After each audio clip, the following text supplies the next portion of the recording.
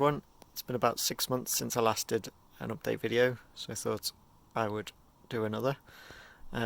This was the view that I was showing in my previous update video, but at the stage that I was at, the ballast sort of finished here, I think, and none of the work over here was done. As you can see, made a bit of progress, so I'll talk through what I've been doing in this area up here.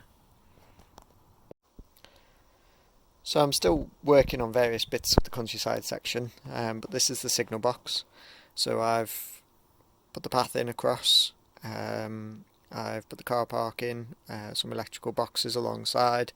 I've obviously ballasted the track all the way over the bridge. I've put various fencing alongside the railway.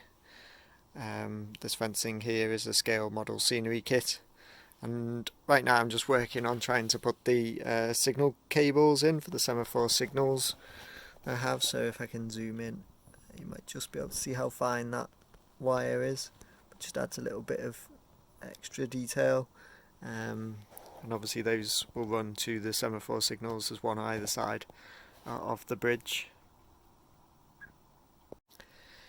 Now you might say it's a little bit unrealistic to have both colour light signals and semaphore signals in a short space, but I like to think that either they are currently replacing the semaphores with colour light signals, or the semaphore signals are just left over because they protect the bridge essentially. I think I can just get away. I quite like the dapple signals, the semaphore signals, and that's why I've got two. I'd also say that this one up here is too tall and too close to the tunnel entrance, but I've got the signals and I wanted to use them on the layout. I can't really move these signals either, the colour light signals, because of the fact that the signals work off blocks. So obviously as the train enters into a block, the colour changes, and I wanted to obviously ensure that that will work with some signals I've got further around the layout as well. So there's a bit of thinking behind where the signals are placed, and just a bit of, I think, modeller's license, I think they call it. So that's what I've gone with. And this is the current view of the bridge. So previously there was quite a wide river here, and obviously no real back scene, so I've tried to tie it in with the back scene a little bit. As I mentioned in my previous video, this line of trees, I might put some more in, bushes and trees and so on to hide this, but essentially this is the valley coming through. The riverbed at the moment, I've still got some PVA glue drying there. I've just gone with PVA for now to see if that works before I consider any other sort of products to make a little stream. It's not supposed to be a canal or a river or anything like that.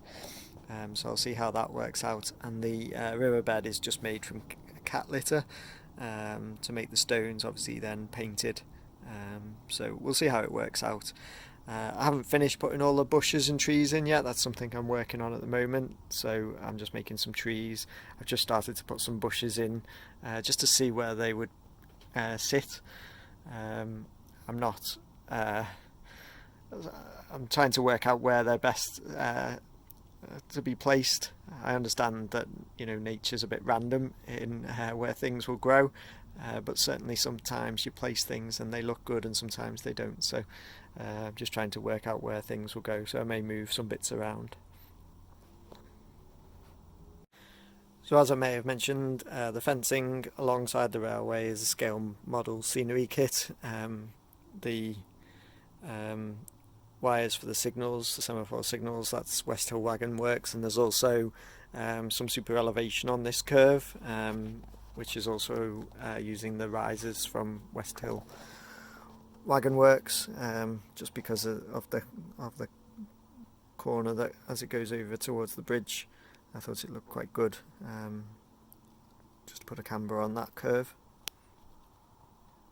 And the fence also carries on beyond the signal box wall and all the way up to the tunnel, so as you can see, just separation between the fields and the railway.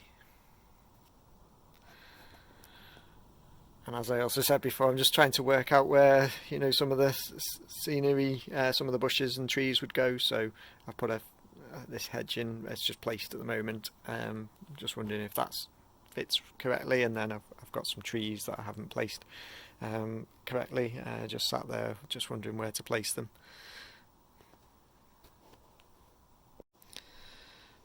So that's it really. A lot of work has been done in the last 6 months to get to this point. Getting this bridge section in was a bit of a challenge, but I'm quite pleased with the progress that I've made. The rest of my work on this area now is just to get the bushes and the trees in, and we'll see how that looks in the end. I'll just show you a quick walk down of this countryside section. It's a bit difficult to film, just based on the way the loft is, and also because of the loft hatch is just down here, so this bit is cut out, but hopefully you'll be able to see what's been done.